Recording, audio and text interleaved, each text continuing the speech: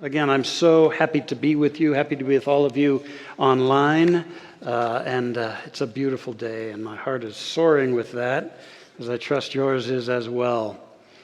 I was so happy to inherit that title, Metaphysical 23rd Psalm, because there's so much confusion around certain passages and happenings in Bible stories, and some folks have just jettisoned those gifts, those treasures, because they seem inexplicable or hard to understand and make relevant. And yet this incredible psalm is not just something to quote at funerals. This psalm is transformative. If you know our spiritual mind treatment affirmative prayer process, then this psalm accomplishes the power phases, which are the first two phases of affirmative prayer. The phase of acknowledging the living Spirit, the mighty presence of the living Spirit, and all of its good. And then the second phase, understanding that we're of that we are spiritual beings, and that we have this relationship with the divine, and it can unfold through us. And so this is an incredible feast for us this day. And I invite you to open your hearts to this song of love and praise that can really shift your consciousness into a higher bandwidth of good. Now, before we unpack this 23rd Psalm, let's just talk about a psalm. Psalm, that word comes from the Greek meaning song, and from the Hebrew meaning praise. So the Psalms are songs of praise. They actually were like the hymnal of the Hebrew people. And there are 150 of them. They're attributed to David, King David. Scholars now feel like he wrote probably 73 of them, not all of them. And yet they're precious. They're held in some cases by some individuals to be magical, this body of work, these psalms. Now, the 23rd Psalm, that most definitely was written by David. You know, in his early days, in his youth, David was a simple shepherd, and he was a musician. He was a romantic and a poet. Now, later on, when he slew Goliath, he became a hero. And then he became king. And as king, he had some victories, and then he had some huge tumblings. He fell. He fell to such a dark place, he was hiding out in a cave. He needed something. It's the same thing I think we need, every one of us. Because there'll be those times when it feels like we've been stuffed into a cave. Nothing's working. And we're trying everything we know how to do. And it just doesn't seem to be getting anywhere. Or am I the only one that's walked through that? And so you see, David, he had to come to terms with something that this psalm invites us to come to terms with. And that is the arrogance of the ego.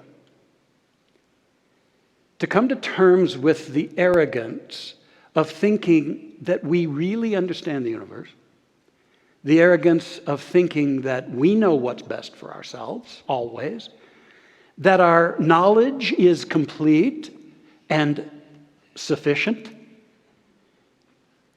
and that we can just go our merry way. And for a while we do those things until they fall short. And we need something like David needed something. We need to surrender. Not surrender in a powerless way, but we need to surrender into proper alignment with the source that is ready to give us ideas beyond anything we know. Our knowledge is a speck of the divine wisdom. And all our knowledge is from the past. And the divine wisdom is ready to initiate us into what we don't even know we don't know, into that greater bandwidth of knowledge. It's that right relationship with that power that can lead us beyond what we know and create serendipity and magic and can use us as a light, as an opening for something. And so, this psalm says, let's get out, as Emerson said, let's get our bloated nothingness out of the way of the divine circuits. The pretense we make of life, There's power from time to time in remembering that when we become childlike and we access a greater bandwidth of intelligence and love, we're one with it, and yet we close ourselves off from it. When we become childlike and open to that, life begins to work. And we realize that we can access more than we know. If we keep referencing that old stuff, that's what we're going to get. Same old, creates same old, same old. David surrendered. He took stock. And then he remembered when he was a shepherd and how much he loved the sheep. And he remembered, oh, the Lord is my shepherd. I got it made. Well, he said, I shall not want. The Lord is my shepherd. What a remarkably transformative and powerful declaration. If your religion was simply that phrase, alive in you, awake in you, you would move mountains. And David got it. The Lord is my shepherd. Now, shepherds in those days, that was a position of tremendous responsibility because sheep were so important. Their wool was a source for clothes and for tents, and they provided milk and butter and cheese and meat. In many respects, for a nomadic desert people, sheep were their only real property. And so a skilled and dedicated shepherd was a high position. Many of them were even famous. And a shepherd had to greet many challenges. They had to find good grazing places and lots of water. And so the really skilled shepherds, they knew the secret wells and the best grazing and the best routes. And they were so close to and caring for the sheep that the sheep loved them. And they recognized the voice of the shepherd. And David thought, how much more is this power for good of which I'm an expression? I'm going to get out of the way and let it work through me. I'm going to go beyond my stinking thinking, as we say. That's a theological term around here. And I'm going to let myself be inspired. And then he would proclaim, I shall not want. Having that awakening, he entered into the fullness of the kingdom. Jesus, centuries later, would say, the kingdom of God is within you. It's the kingdom of ever-expanding good. And David realized that. He was ready to receive. Open. Not dogmatic in his old stuff, but open. And he would say, I shall not want. And notice that he wasn't pleading, he wasn't begging, because in that moment he realized God isn't a distant, uncaring, withholding, judging being. God is the very ground of my being. It is all love and all intelligence. It has produced me. And I'm ready to let it work through me, to bring forth my highest possibility in this life. And so I offer humbly an alternative phrase for this. So I'm going to put this up here. This is another way, not to take away from the poetic beauty of that psalm, but just to bring more light and understanding to it. I would say that this means infinite love is my all-knowing guide. In divine supply, I am secure. Do you know that infinite love that's your all-knowing guide? Say this with me in the yellow. Infinite love is my all-knowing guide. In divine supply, I am secure. And having that realization, then David would say, he makes me to lie down in green pastures and he leads me beside the still waters. And an incredible metaphor there, because a good shepherd knows you've got to take the sheep into really good grazing land so they produce the best possible milk. And that having grazed, spent a long day grazing, that the sheep would then delight in laying down in the grass, the cool grass, digesting and being. And David said, oh, that's what happens. This transformation that I've undergone here has guided me to my source of nourishment, so much so that I can let go. of my struggle consciousness. And I can be in a very powerful way. And then he said, he leads me beside the still waters. Very powerful as well, because sheep instinctively know that if they fall into swift flowing waters, the weight of their soaked wool will pull them immediately to the bottom. They won't be able to stand up, and they'll drown. And so a good shepherd knows to lead the sheep to still, safe waters where they can slake their thirst. And so David said, yeah, that's what happens. That's what's happening in me now. Even while I'm still in this cave, what I know is I'm being nourished. And I can relax from thinking my struggles are going to win the day. And I can let power work through me and guide me and become me. And I can drink. I can eat and I can drink from the life-giving resources of God. So this is how I would invite us to consider and think about this. I rest in God's fullness. I am guided into inner peace. Let's say that together. I rest in God's fullness. I am guided into inner peace. Ah, yes. And then David would say, he restores my soul. He leads me in the paths of righteousness for his name's sake. Now, the shift that David made, and that I'm inviting us to make, energized a transformation at the core of his being. He was no longer operating in this arrogant, separate consciousness, but he was back plugged in.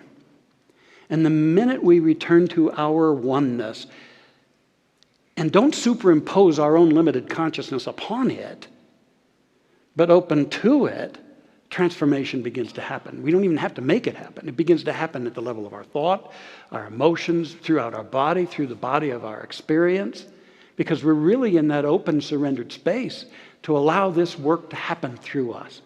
And we're participants, and yet we're also learning how to cooperate with that. And so we find ourselves restored, brought back to our original state of blessedness. We're restored to a right relationship with the all-providing source that has always wanted to bless you, me, and everyone, and yet can only do so at the level of our acceptance, our cooperation. And at this point, David's wide open, and he proclaims, I'm transformed. And he leads me in the paths of righteousness. Now, righteousness metaphysically means right paths, and for his name's sake. So very often in the Bible, it brings forth light when we shift name to nature. So I'm guided to the highest paths according to my true nature. That's how I would put this. Let's read this one, or I'll read it, then you get to read it. I'm restored, transformed in true oneness. I'm shown the highest paths for expressing my true nature. Doesn't that feel good? To realize that if we'll get out of the way, the transformation occurs. And we just are in this inquisitive, constant listening and accepting and readiness to respond to the nudgings and the leadings. So let's say this together. I am restored in true oneness. I am shown the highest paths for expressing my true nature. And then David reaches this incredible power point in his message, in his song of praise, perhaps the most often quoted part of this. Yea, though I walk through the valley of the shadow of death, I will fear no evil. For thou art with me. Thy rod and thy staff, they comfort me. You see, David knew all about the high times in life, but he found himself in the deepest valley. And we can all have, we've all had valley experiences on our path. But the presence is just as with us in the valley as it is at the peak. And David is realizing this. Even though I walk through the valley of the shadow, now he says walk through, and the nice message there is if we just keep moving, don't pitch tent in your dark times. keep moving through the valley of the shadow. Now, that was a very real thing for a shepherd.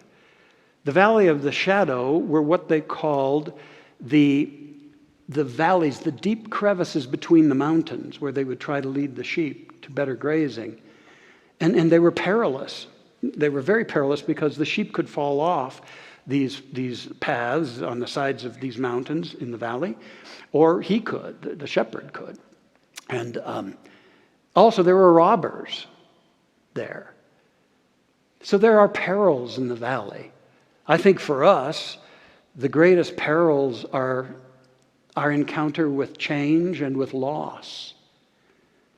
None of us can get through this life without experiencing unexpected and challenging, soul-wrenching change and the loss of a loved one, the loss of a pet, loss of a business, loss of a dream, loss of a relationship. Loss happens, and yet notice that when he says, I will fear no evil, evil is often translated as error. The error that we make when we're going through change and loss in these valley times is that it's forever, or that it has crushed us, that it has diminished us in an unhealable way. And so we're being told, hey, you know what? Keep moving. Don't fall into that error of fear that you've been deserted, that God doesn't work for you but for others, that the law isn't the law in your case. Hold faith to that. And know this, he talks about the shadow of death. That's perhaps one of the greatest changes that we experience, and we all know we'll go through that experience we've mislabeled as death, which we call a transition. He says the shadow of death. Because all of these changes happen at the surface of life. And yet there's something unchanging and consistent and reliable at the core of all life, the core of you and me, in any situation or circumstance, such that the phoenix of spirit always rises out of the ashes of loss. And David's realizing, it's like death is like a shadow. It's like an illusion. If you cast a shadow by playing with your fingers in front of a light, that shadow isn't real. It's just an expression of what's going on. It's temporal. And he said, death is like a shadow because it's an illusion. Nothing really has died. The essence, the spirit never dies. He was acknowledging birthless, deathless, changeless spirit. And saying, even in those changes, whether in my life or in those around me, thou art with me. Thy rod and thy staff, they comfort me. Now, the rod was a 2 or 3 foot club that the good shepherd would use to beat away predators. And the staff was a long pole with a hook on the end, the shepherd's crook, that the shepherd would use to rescue a sheep if it was wobbling on a precipice, grab it by the neck, pull it to safety. So the club, the rod, represents courage. And I believe that shepherd's crook represents truth. And so that's what supports us and comforts us. What a beautiful passage that we all need as we navigate the changes of life. Let's see how we might understand that even more fully. Even when I walk through times of change or loss, I will not become lost in fear, for God is the reality of my being, and with courage and truth, I am uplifted. Let's say this. Even when I walk through times of change or loss, I will not become lost in fear, for God is the reality of my being, and with courage and truth, I am uplifted. Then at this point, David, he soars to a crescendo in this incredible song of truth. He says, thou preparest a table before me in the presence of my enemies. Thou anointest my head with oil. My cup runneth over. I love that, because he's saying, even in the presence of what looks in our lives like the enemy, like that which is intimidating or limiting us, the banquet feast of the divine is still spread. It's still spread. And we can partake of that. We can derive the good of that, the nourishment of that. And I don't know about you, but I have often found out the truth in that cartoon from Pogo. I have met the enemy, and he is me.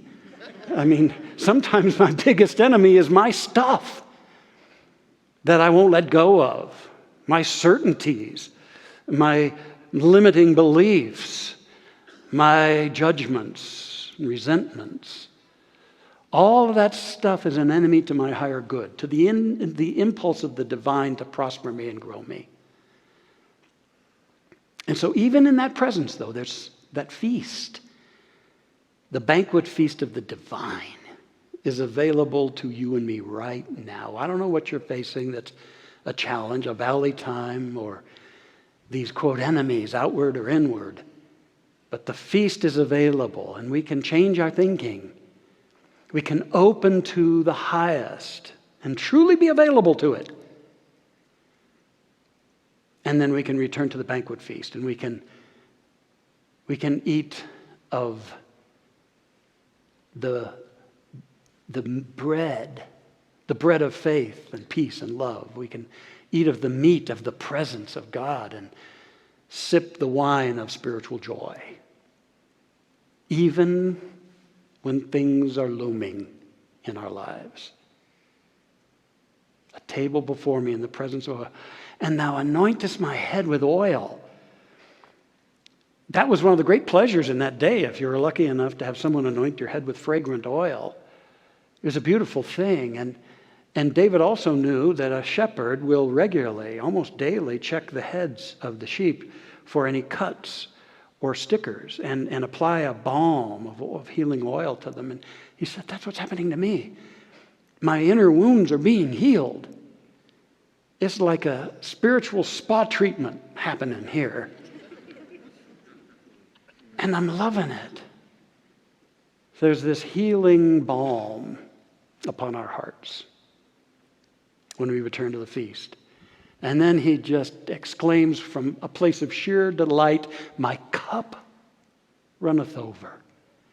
Meaning I'm back in the flow and in alignment and connection with unlimited abundance of ideas, of good, of inspiration, of healing energy. I'm letting the light shine through, and I can see the way. Sometimes I have to take it step by step, but the light will always be there. At the end of the light I see, there'll be more light. And my cup runneth over. I love that. Now, in that day, if you were a really welcoming host, somebody stopped by your tent or your abode, you gave them a cup, and then you brought out a tea or some refreshment, and you not only filled that cup, but it was tradition then to fill it and let it overflow as a statement of how welcome and how open and generous your heart was. And so David proclaimed, my cup runneth over. Here's how I see that, to add to this. No matter what I face, a feast of support is prepared for me. Spirit anoints me with truth awareness. My blessings overflow. Let's joyously proclaim this.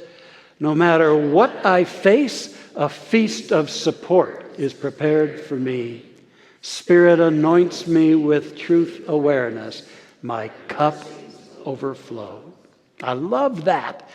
Then David brings this incredible high vibration praise prayer in for a landing when he says, surely, or certainly, surely, goodness and mercy shall follow me all the days of my life, and I will dwell in the house of the Lord forever. This is the science of mind and spirit right there. Goodness, the all good of God, freely and continuously given.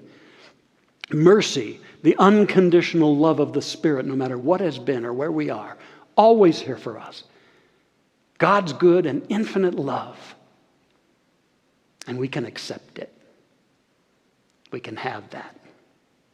If and as we live in the house of, or we are in connection with, this power for good all around us and within us. Let's conclude this with this further elaboration here. Surely peace, love, and abundance shall abide in me all the days of my life, and I shall celebrate my oneness with Spirit now and forevermore. Together.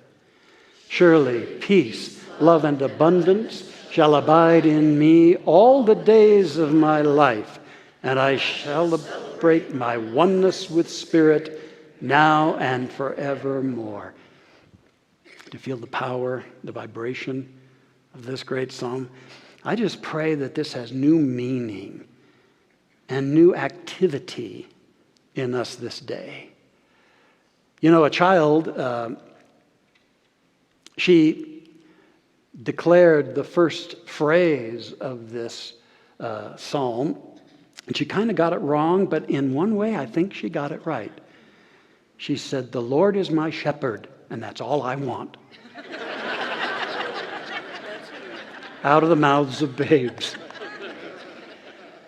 I close with this short vignette about a missionary in the 1800s. His territory was a good swath of Canada, and so he would ride to a certain settlement and bring inspiration, comfort, support, and then he'd ride to another, and often he wouldn't get back to that original settlement for a year or more. And so in one particular case, he pulled into a settlement, and he was befriended by a family. This family had an invalid, sickly little boy. And this touched the heart of the missionary. And before leaving, he wanted to give that little boy something that he could hold to in that predicament. And so he thought, I'm going to teach him that opening line of the 23rd Psalm, "The Lord is my shepherd." I'm going to teach him to memorize it using the thumb and four fingers of his left hand. "The Lord is my shepherd." So he worked with the child until the child had it. He had memorized it. And before leaving, the missionary turned to that child and he said, "Remember, the Lord is my shepherd. Hold on to your ring finger when you say that. The Lord is my shepherd." So the missionary went on his way. And a little over a year later, he came back to that place and heard to his heartache that the little child had passed. And he went to meet with the family to offer them condolence. And one of the parents said, "You know, it was the strangest thing. It was a very cold, cold morning when our son passed away. And it was very strange. He always was bundled up in all these covers. But in this case, his hands were outside the coverlets. And his right hand was grasping the ring finger of his left. We don't understand what that was about." But the missionary just smiled. He knew.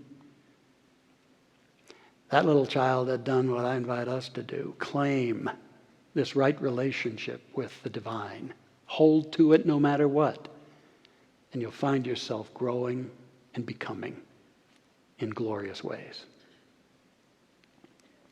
Our prayer together is going to be partially open eye and then partially closed eye if you choose. So take a deep breath, and I'm going to invite us to anchor deeply within ourselves this revised version as we also bless and use the classic version. So as this appears, just very lovingly declare this with me. Together. Infinite love is my all-knowing guide. In divine supply, I am secure. I rest in God's fullness. I am guided into inner peace. I am restored in true oneness. I am shown the highest paths for expressing my true nature. Even when I walk through times of change or loss, I will not become lost in fear, for God is the reality of my being, and with courage and truth I am uplifted. No matter what I face, a feast of support is prepared for me. Spirit anoints me with truth awareness. My blessings overflow. Surely peace, love, and abundance shall abide in me all the days of my life, and I shall celebrate my oneness with Spirit now and forevermore. And as you gently let your eyes close, perhaps you'd like to grab your ring finger of the left hand with the right. As we realize that the greatest gift ever given to each one of us is our unity in the Holy of Holies, in the divine love intelligence, called by many names: God, the Spirit, truth, love. Ever with and within us,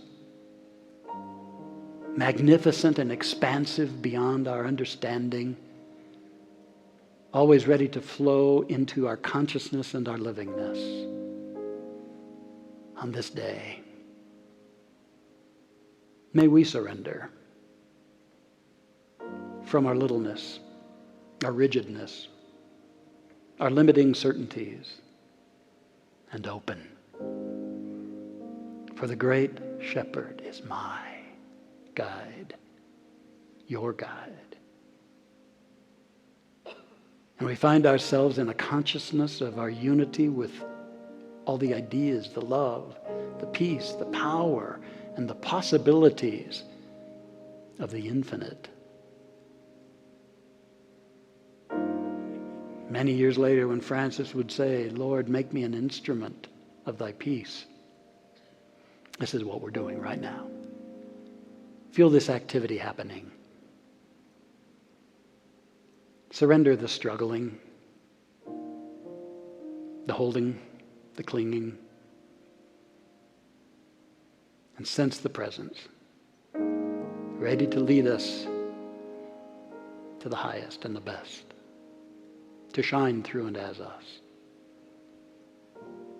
Oh, in this consciousness, I bless this day and everyone present. I speak the word of wholeness and comfort for our beloved Dr. Michelle Medrano. I know renewal and joy for Reverend Josh and his family. May we just pause and give thanks for all the ministers, practitioners, board members, volunteers, the entire community that is Mile High Church.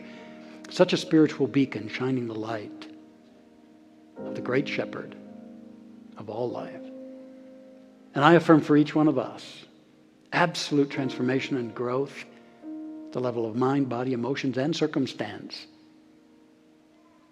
And so we do declare, as it is written, lead, kindly light, lead thou me on. As we move into our greater good, may we feel profoundly grateful for all is well. Our cup runneth over. Oh, thank you, Divine Spirit. With joy we let this be so, and so it is. And amen.